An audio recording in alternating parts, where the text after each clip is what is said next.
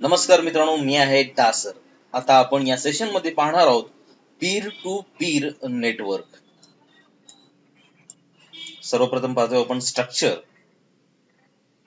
Shown in the next figure, the structure of the peer-to-peer network. In this type of network, each computer is responsible for making its own resources available to other computer on the network. तर या पीर to peer network मध्ये प्रत्येक computer त्याला पाहिजे असणारी गोष्ट ही दुसऱ्या computer कडून काय करून घेणार आहे, प्राप्त करून घेणार आहे. Each computer is responsible for setting up and maintaining its own security for its resources. या नेटवर्क मध्ये येणारा प्रत्येक कॉम्प्युटर हा त्याच्याकडे असणारे जे हार्डवेअर्स आहेत, सॉफ्टवेअर्स आहेत, त्या संदर्भात स्वतःची सेक्युरिटी प्रणाली त्या ठिकाणी वापरणार आहे. म्हणजेच आपल्याकडील असणारे रिसोर्सेस हे नेटवर्क मधील अन्य कॉम्प्युटरला द्यायचे का नाही द्यायचे याविषयीच त्याच्याकडे काय असणार आहे, स्वतःचं नियंत्रण असणार आहे. Also, each computer is responsible for accessing the required network resources from peer-to-peer relationship. पहिल्याच मुद्द्यामध्ये आपण क्लिअर केलेलं आहे की प्रत्येक कॉम्प्युटर या नेटवर्क मधला हा दुसऱ्या कॉम्प्युटर मधून काय करून घेणार आहे, लागणारे रिसोर्सेस प्राप्त करून घेणार आहे.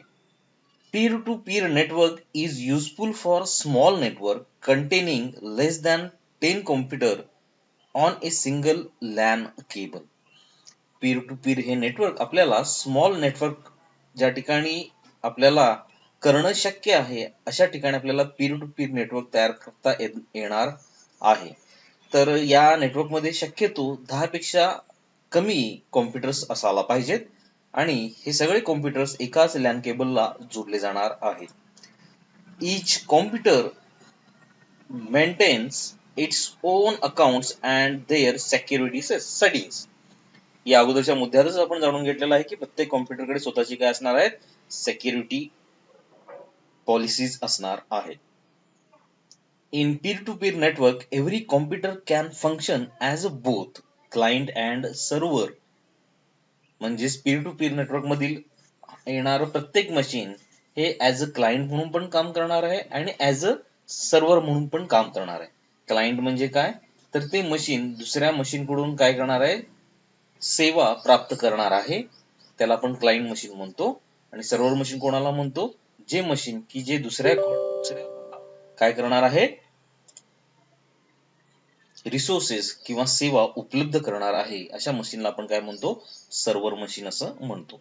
तर या पीर टू पीर नेटवर्क मध्ये क्लायंट आणि सर्व्हर अशा दोन्ही प्रकारचे रोल प्रत्येक कॉम्प्युटर पार पाडणार आहे.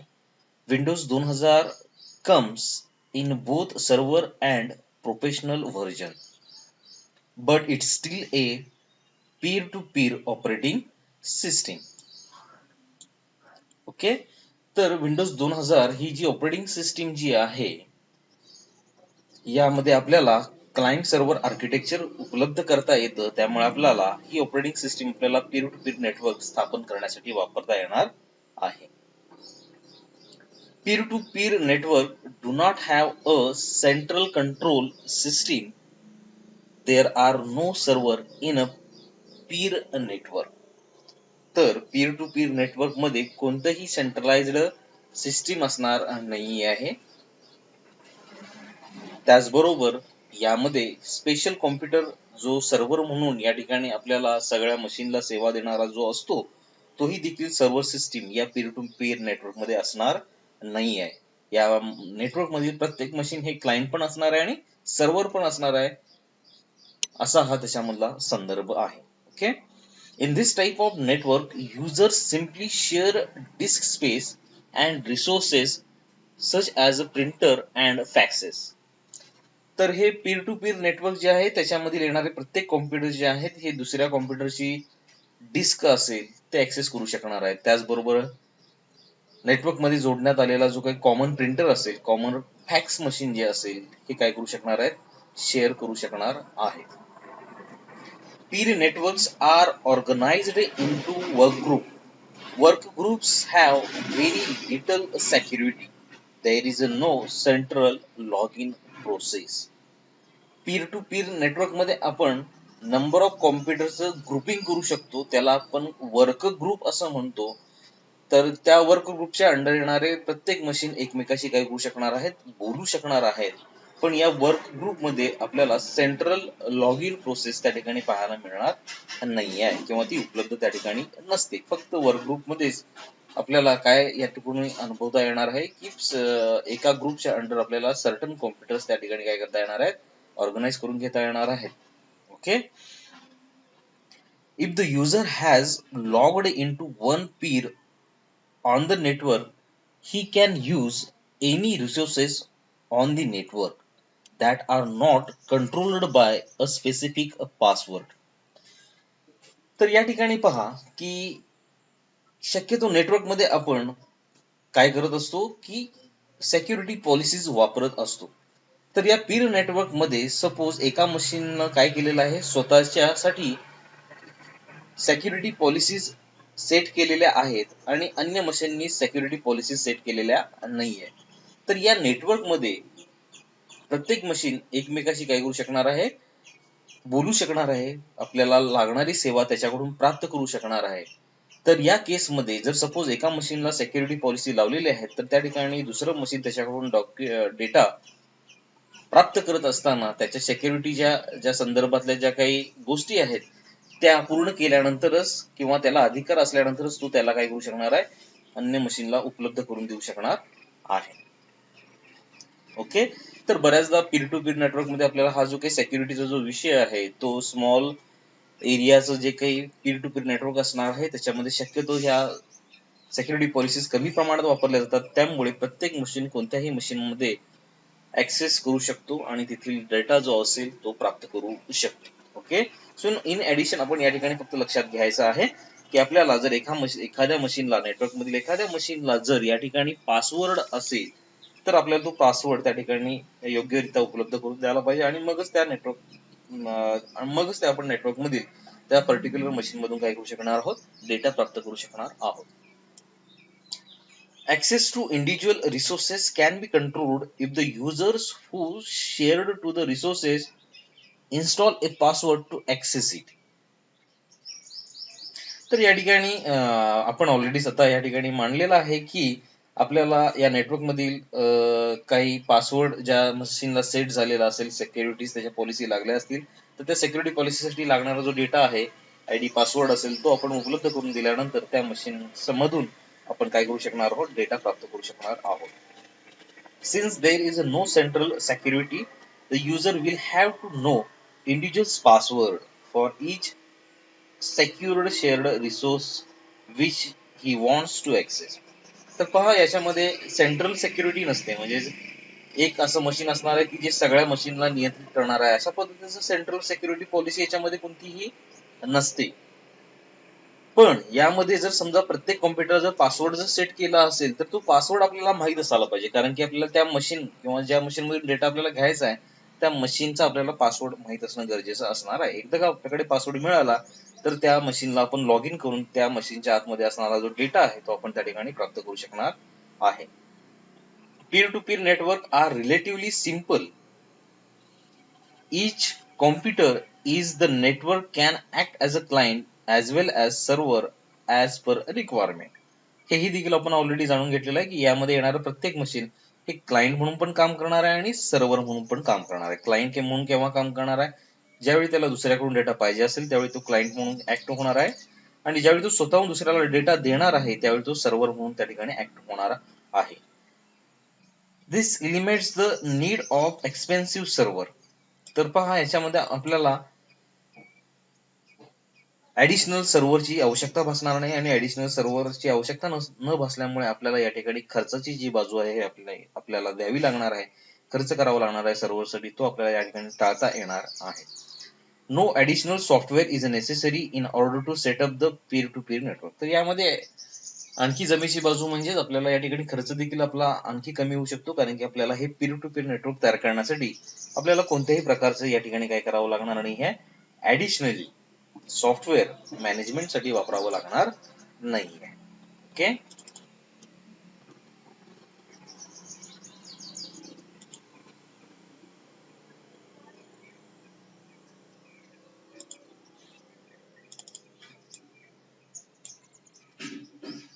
आता आपण पाहतोय की when to use peer to peer network. Okay, हे पीर टू पीर नेटवर्क केव्हा वापरलं जाईल.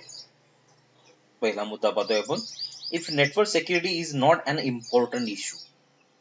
अशा नेटवर्क आपल्याला अशा नेटवर्कमध्ये आपल्याला पीर टू पीर नेटवर्कचा वापर करता येईल की ज्या ठिकाणी सिक्युरिटीचा काही फार मोठा इश्यू त्या ठिकाणी आपल्याला पार पाडावा लागणार आहे. Okay, if the number of user is less than 10, म्हणजे आपल्याला 10 पेक्षा कमी कॉम्प्युटर्स असतील आणि ते आपल्याला नेटवर्क मध्ये घ्यायचे असतील तर अशा ठिकाणी पीर टू पीर नेटवर्क आपण वापरू शकतो.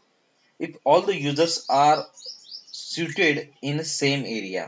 ओके, सिच्युएटेड म्हणजे या ठिकाणी समजा जे काही काम करणाऱ्या ज्या व्यक्ती आहेत ते एकाच ठिकाणी बसत असतील तर अशा लोकांच्यासाठी आपण या ठिकाणी पीर टू पीर नेटवर्कचा वापर करू शकणार आहोत.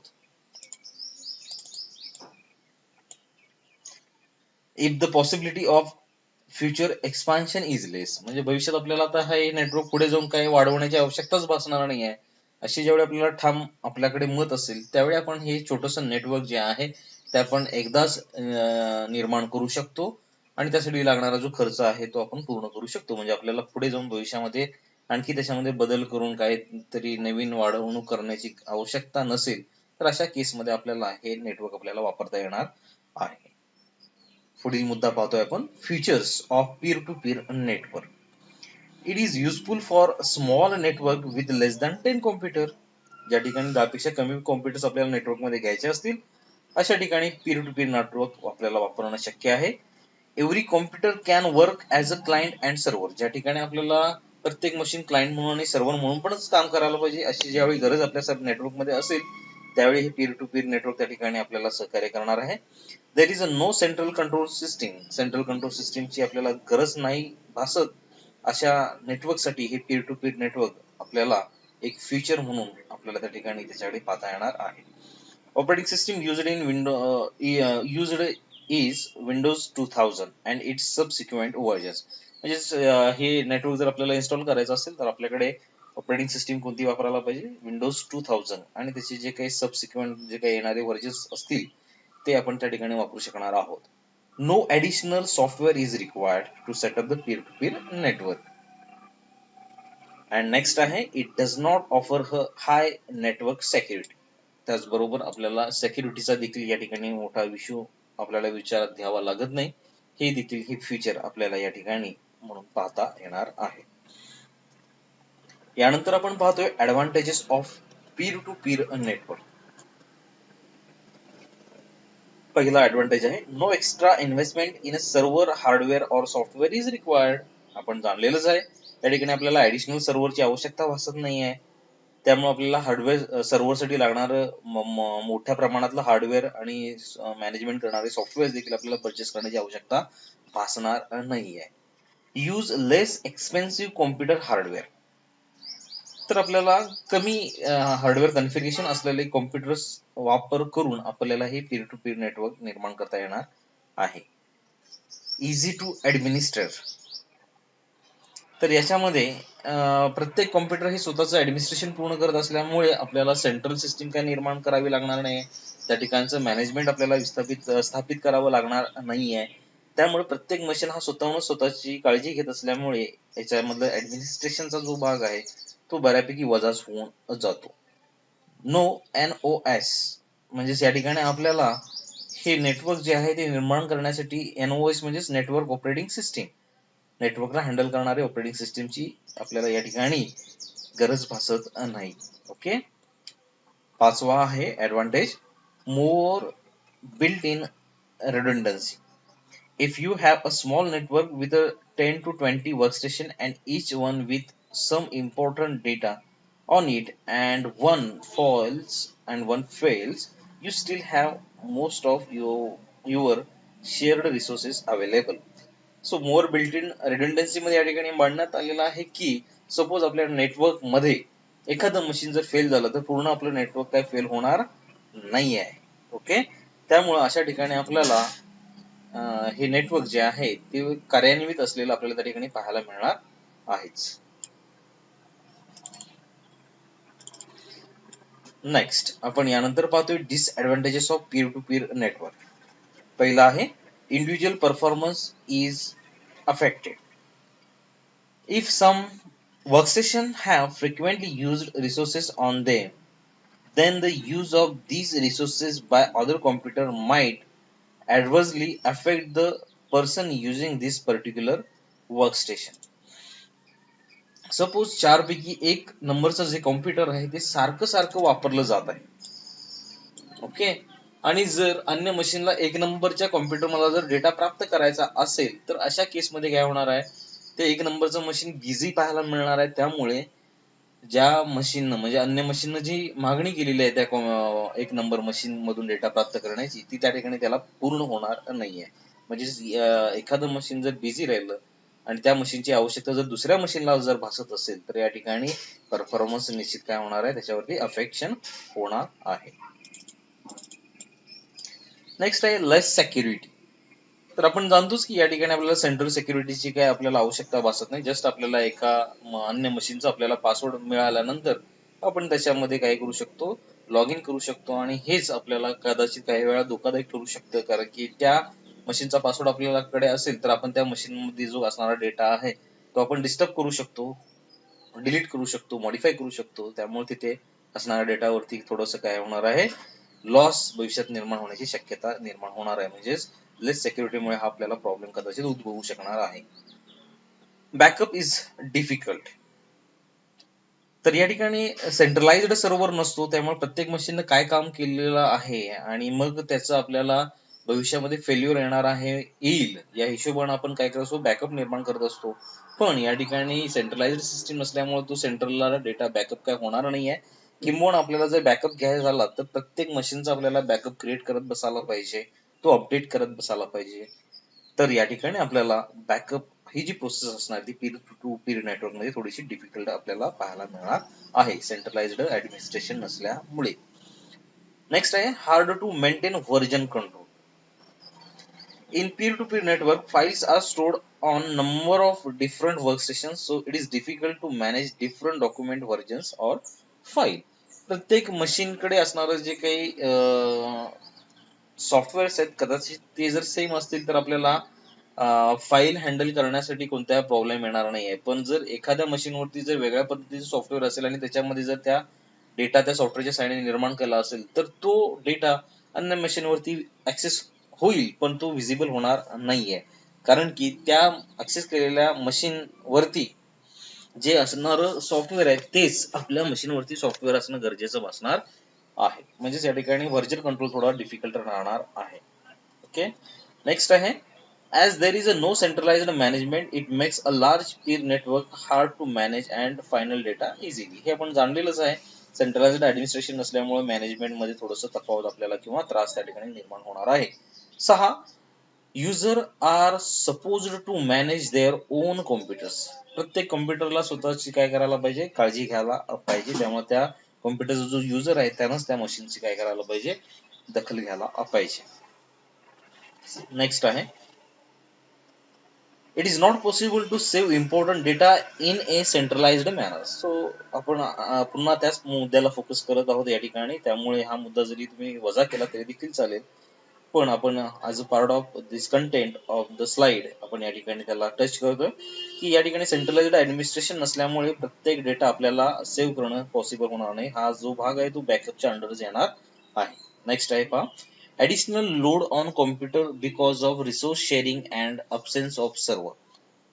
तर काय होणार आहे की याच्यामध्ये कदाचित लोड निर्माण होणार आहे. या लोड संदर्भात आपण पहिल्याच मुद्द्यामध्ये जाणून घेतलेला आहे. जर सपोज एखाद्या मशीनला सतत काम लागत असेल आणि त्याच मशीनची गरज जर दुसऱ्या अन्य मशीनला सारखी उद्भवत असेल तर अशा ठिकाणी सेंट्रलाइज्ड ऍडमिनिस्ट्रेशन नसणार आहे, मॅनेजमेंट पॉलिसी असणार नाही आहे. त्यामुळं एखाद्या कॉम्प्युटरवरती काय होणार आहे, आधी ॲडिशनल लोड त्या ठिकाणी निर्माण होऊ शकणार आहे.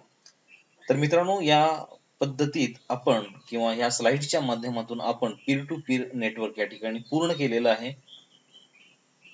मी आशा करतो की तुम्हाला प्रत्येक मुद्दा या ठिकाणी जो काही एक्सप्लेन करून सांगितलेला आहे तो निश्चितच समजलेला असेल. त्यातूनही काही शंका जर निर्माण झाली असेल तर तुम्ही मला कमेंट करू शकता. तर मित्रांनो, इथे आपण आता विश्रांती घेतोय. भेटणार आहोत आपण पुढील भागामध्ये नवीन एका मुद्द्यासह. तोपर्यंत धन्यवाद.